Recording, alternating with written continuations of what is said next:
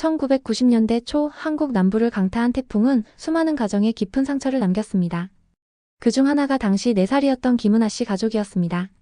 태풍이 휩쓸고 간 자리에는 폐허와 함께 은하의 짧은 기억 속에 남은 부모님의 따뜻한 미소만이 남았습니다. 홀로 남겨진 은하는 몇 달 후 영국의 한 가정에 입양되며 낯선 땅에서 새로운 삶을 시작했습니다. 영국의 작은 시골 마을, 은하는 자신이 어디에서도 쉽게 녹아들지 못하는 존재임을 어린 나이에도 느꼈습니다. 검은 머리카락, 또렷한 눈매는 이곳 아이들에게 이상한 존재로 다가왔고, 학교에서 들리는 비웃음과 시선은 그녀를 더욱 움츠러들게 만들었습니다.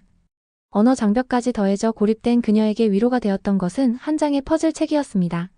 숫자와 기호들로 가득 찬 페이지는 언어도 문화도 필요 없었습니다.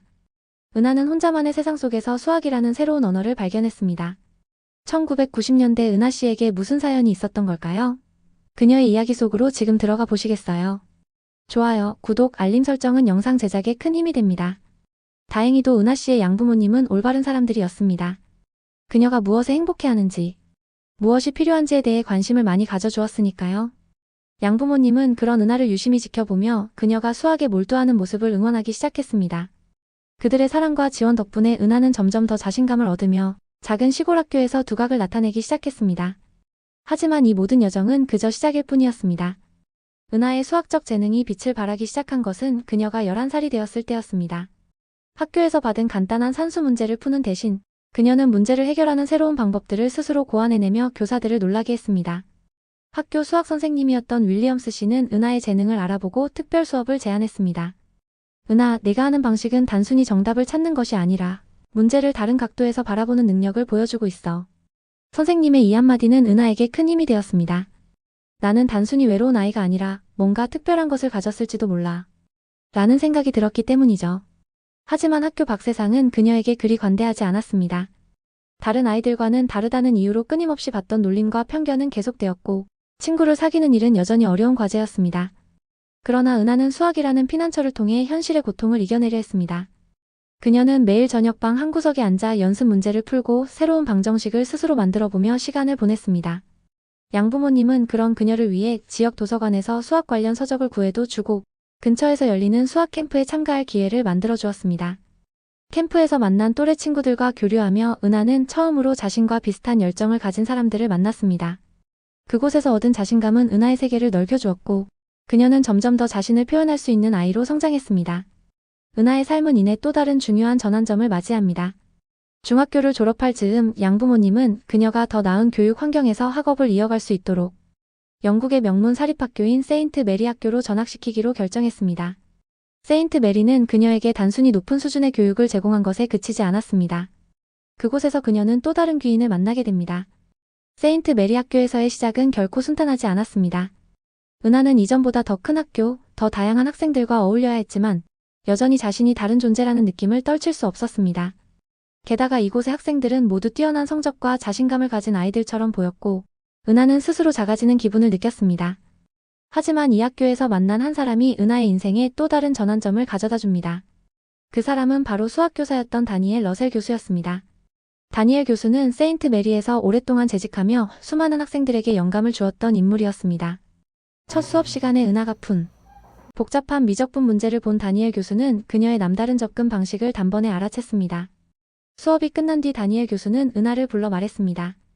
은하, 너의 문제 해결 방식이 참 독특하구나. 혹시 고급 수학 이론에 관심 있니?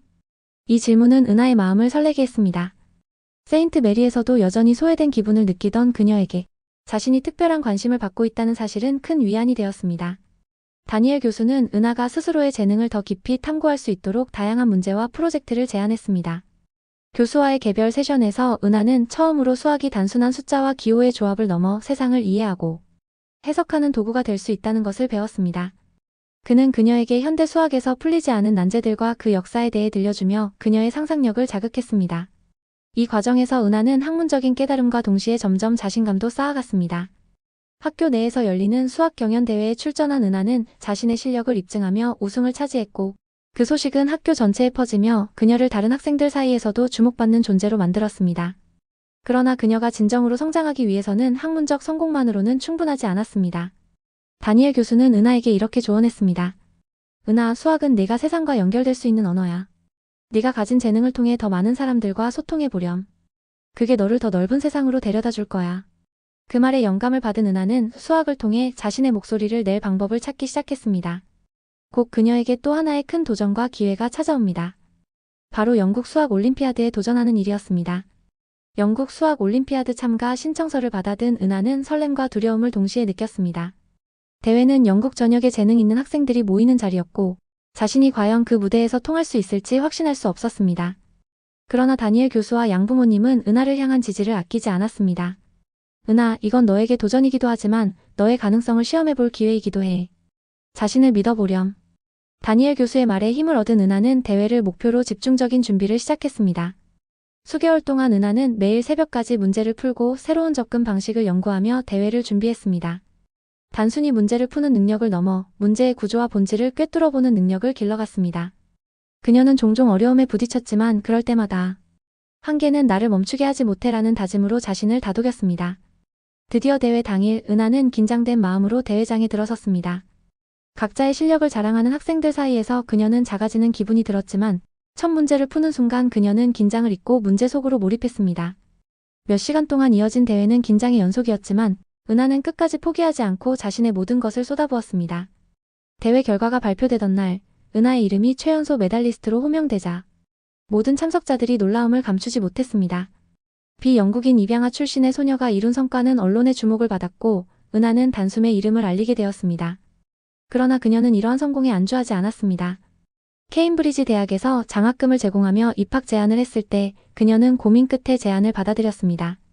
케임브리지는 그녀에게 더 큰 도전과 기회를 제공할 것이 분명했기 때문입니다. 케임브리지에서의 새로운 시작. 케임브리지 대학에 입학한 은하는 처음으로 수학계의 거물들과 함께 공부하며 더 높은 수준의 학문에 도전했습니다. 그녀는 동서양의 수학적 접근 방식을 융합해 새로운 해법을 찾아내는 데 관심을 두기 시작했습니다. 특히 동양 철학에서 영감을 받아 수학의 문제, 해결 방식의 창의적이고 직관적인 방법을 결합하는 연구를 진행했습니다. 하지만 케임브리지에서의 생활은 쉽지 않았습니다. 학문적 경쟁은 이전과는 비교할 수 없을 만큼 치열했고 타국 출신이라는 점에서 오는 고립감도 여전했습니다. 그녀는 자신이 학문적 성장뿐 아니라 정체성의 문제와도 싸우고 있다는 사실을 깨달았습니다. 그 와중에 한 가지 사건이 그녀의 삶을 바꾸는 계기가 되었습니다. 그녀가 진행 중이던 연구 논문이 학계의 주목을 받으며 발표되었고 이를 통해 세계적인 수학 컨퍼런스에서 발표할 기회를 얻게 된 것입니다. 이 발표를 계기로 은하는 단순히 뛰어난 학생이 아니라 수학자로서 자신의 위치를 확고히 하게 되었습니다. 컨퍼런스 발표를 준비하던 은하는 처음으로 전 세계의 수학자들 앞에서 자신의 연구를 소개할 기회에 들떠 있었습니다. 하지만 동시에 극심한 부담감을 느꼈습니다. 그녀의 발표 주제는 기존 수학 이론을 넘어선 독창적인 접근 방식을 다루고 있었기에 학계의 긍정적인 평가를 받을지 확신할 수 없었기 때문입니다. 발표 당일 수백 명의 수학자가 모인 강연장에서 은하는 떨리는 손으로 프레젠테이션을 시작했습니다. 그녀는 동서양 철학에서 영감을 얻어 수학적 난제를 접근하는 새로운 방식을 제안하며 복잡한 문제를 간결하게 풀어내는 과정을 상세히 설명했습니다. 처음에는 조용했던 강연장이 발표 중반을 넘어가며 점차 웅성거리기 시작했습니다. 이는 은하의 발표에 대한 관심이 커지고 있다는 신호였습니다. 발표가 끝난 뒤 청중들 사이에서 다양한 질문과 토론이 이어졌습니다. 특히 몇몇 저명한 학자들은 은하의 접근 방식이 혁신적이라고 평가하며 그녀의 연구가 수학의 새로운 가능성을 열었다고 칭찬했습니다. 이 과정에서 은하는 자신이 단순히 이론을 넘어 새로운 사고의 틀을 제시하고 있다는 사실을 깨달았습니다. 발표가 끝난 뒤 한 명의 학자가 은하를 찾아왔습니다. 그는 은하의 연구에 깊은 감명을 받았다며 자신의 연구실에서 공동 프로젝트를 제안했습니다. 그 학자는 바로 수학계에서 널리 알려진 독일의 마티아스 크루거 교수로 수학적 모델링과 알고리즘 분야에서 선구적인 업적을 이룬 인물이었습니다. 은하, 네가 제안한 방식은 기존의 틀에 얽매이지 않고 문제를 보는 독특한 시각을 제공해. 함께 더 깊이 연구해보지 않겠나? 크루거 교수의 제안은 은하에게 새로운 문을 열어주었습니다. 케임브리지에서의 연구와 함께 크루거 교수와 협업한 프로젝트는 큰 성공을 거두며 학계에 큰 반향을 일으켰습니다. 그러나 은하는 순수 학문에만 머무르지 않고 수학적 직관과 연구를 실질적인 문제 해결에 적용하고 싶다는 욕심이 생기기 시작했습니다. 그녀의 다음 행선지는 뜻밖에도 월스트리트였습니다. 은하는 금융계의 복잡한 시장 구조와 데이터를 분석하며 수학을 실제 세계에 적용할 방법을 찾고자 했습니다. 처음에는 낯선 환경에 적응하는 데 어려움을 겪었지만 그녀는 곧 특유의 끈기와 창의력으로 새로운 알고리즘을 개발하며 두각을 나타냈습니다. 그녀가 개발한 알고리즘은 단순히 금융시장의 흐름을 예측하는 데 그치지 않았습니다. 불확실성과 복잡성을 모델링해 다양한 변수들을 통합적으로 분석할 수 있는 시스템을 구축한 것입니다. 이 알고리즘은 월가에서 혁신적인 도구로 평가받으며 큰 성공을 거두었고, 은하는 팀장으로 승진하며 자신의 가치를 입증했습니다. 그럼에도 불구하고 순수 학문에 대한 그녀의 열정은 수그러들지 않았습니다. 월스트리트에서 성공을 거두었지만 은하의 마음속 깊은 곳에는 학문으로 돌아가고 싶다는 열망이 자리 잡고 있었습니다. 빠르게 돌아가는 금융계의 세계에서 그녀는 끊임없이 목표를 추구하며 성과를 쌓아왔지만 시간이 지날수록 진정한 만족감을 느낄 수 없었습니다. 어느 날 은하는 뉴욕의 한 도서관에서 우연히 오래된 수학 논문을 읽다 문득 깨달았습니다. 나는 왜 처음에 수학을 시작했을까? 내게 수학은 단순히 문제를 해결하는 도구가 아니라 세상을 이해하고 탐구하는 방법이었는데, 그날 이후 은하는 다시 연구의 길로 돌아가기로 결심했습니다. 그녀는 케임브리지 대학에서 자신을 지도해 주었던 교수진과 연락을 취했고, 그들로부터 따뜻한 환영을 받으며 학문으로 돌아갈 수 있는 기반을 마련했습니다. 케임브리지로 복귀한 은하는 수학계의 오랜 난제 중 하나인 리만 가설에 도전하기로 결심했습니다. 이 문제는 수백 년간 수많은 수학자들이 풀지 못한 숙제로 수학의 근본적인 구조를 이해하는 데 중요한 열쇠로 여겨졌습니다. 은하는 기존의 접근 방식에서 벗어나 동서양의 철학적 개념과 창의적인 문제, 해결 방법을 융합해 이 난제를 탐구했습니다. 처음에는 그녀의 새로운 접근법이 학계에서 받아들여지지 않을까 두려움도 있었습니다. 하지만 은하는 실패를 두려워하지 않고 자신만의 길을 개척해 나갔습니다. 그녀는 전 세계의 연구자들과 협업하며 논문을 발표했고, 점차 그녀의 방식이 혁신적이고 타당하다는 평가를 받기 시작했습니다. 은하는 자신의 연구를 통해 학문적 업적을 쌓아가는 동시에 자신과 비슷한 환경에 놓인 소외된 영재들을 돕기 위해 새로운 목표를 세웠습니다. 그녀는 자신의 수익과 명성을 기반으로 무한가능성 연구소를 설립했습니다. 이 연구소는 전 세계에서 자원을 충분히 받지 못한 수학 영재들을 발굴해 그들에게 장학금과 연구 기회를 제공하는 곳이었습니다. 연구소는 단순히 재능 있는 학생들을 돕는 데 그치지 않았습니다. 은하는 학생들에게 단순한 학문적 지식뿐 아니라 자신이 겪었던 실패와 극복의 이야기를 들려주며 용기를 심어주었습니다. 그녀는 이렇게 말하곤 했습니다. 환경은 우리의 한계를 정할 수 없어요. 진정한 한계는 우리가 도전하기를 포기했을 때 비로소 생기는 거예요.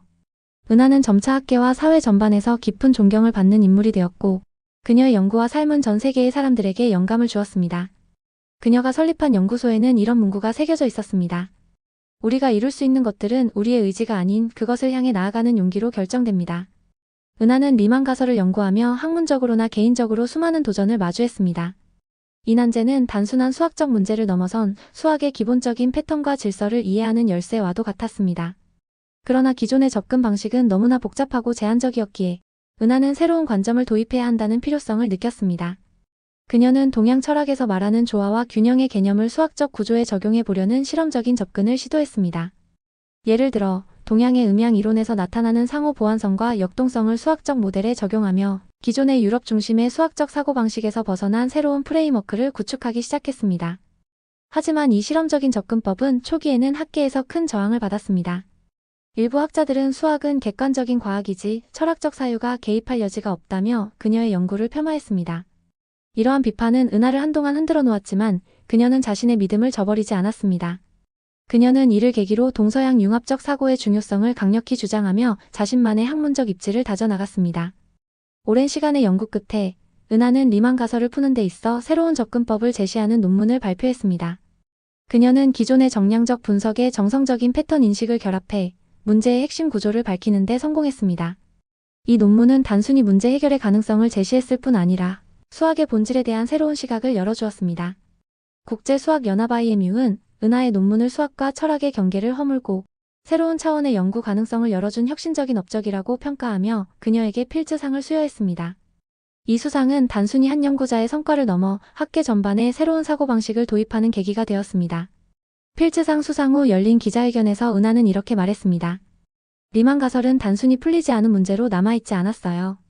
그것은 제게 우리가 세상을 바라보는 방식에 대한 질문이었죠. 저는 수학이 우리에게 단순한 도구가 아니라 우리 자신과 세상을 연결해주는 언어라는 것을 믿습니다. 리만 가설 연구의 성공 이후에도 은하는 학문적 연구를 넘어 자신의 열정을 나누는 데 초점을 맞췄습니다.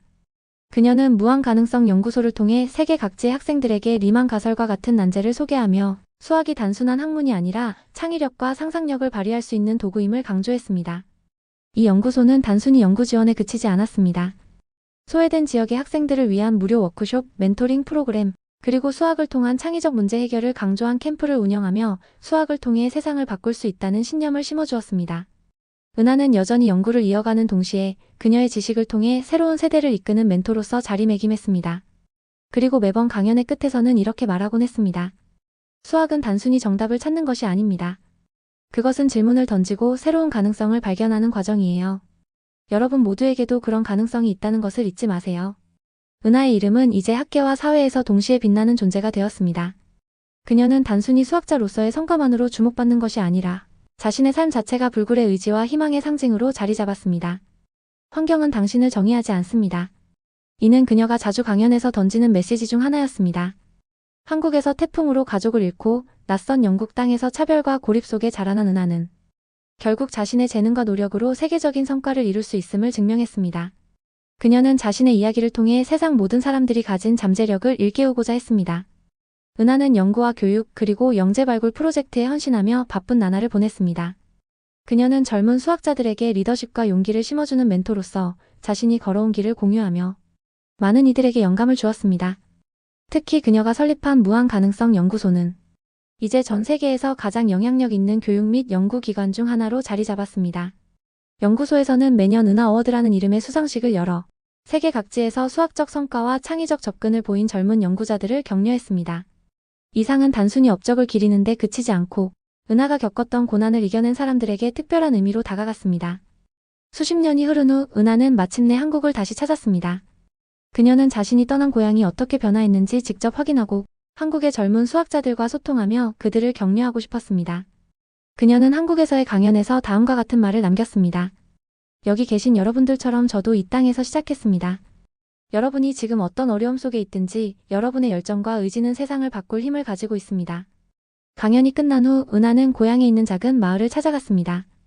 태풍으로 사라진 집터에는 이제 새로운 가정들이 자리 잡고 있었고 그녀는 그곳에서 짧은 묵념을 하며 과거를 떠올렸습니다. 나를 만든 것은 고난이 아니라 고난 속에서 빛났던 희망이었다. 은하는 여전히 수학 난제를 탐구하며 전 세계의 학생들과 협력하고 더 나은 세상을 만들기 위해 자신의 재능을 활용하고 있습니다. 그녀는 자신의 삶을 통해 단순히 수학을 사랑하는 천재로 기억되길 원하지 않았습니다. 그녀는 자신의 이야기를 통해 한계를 뛰어넘고 새로운 가능성을 향해 나아갈 수 있다는 메시지를 세상에 전했습니다. 그녀가 설립한 연구소의 입구에는 다음과 같은 문구가 새겨져 있습니다. 우리의 한계를 정의하는 것은 두려움이 아닙니다. 우리가 두려움을 넘어서려는 용기입니다. 은하는 결국 수학이라는 언어를 통해 자신만의 이야기를 세상에 새겼습니다. 그리고 그 이야기는 앞으로도 많은 이들에게 꿈과 용기를 전할 것입니다. 지금 당신에게도 그 가능성이 있습니다. 좋아요와 구독을 부탁드리며 더 많은 이야기를 듣고 싶으시면 많은 의견을 남겨주세요.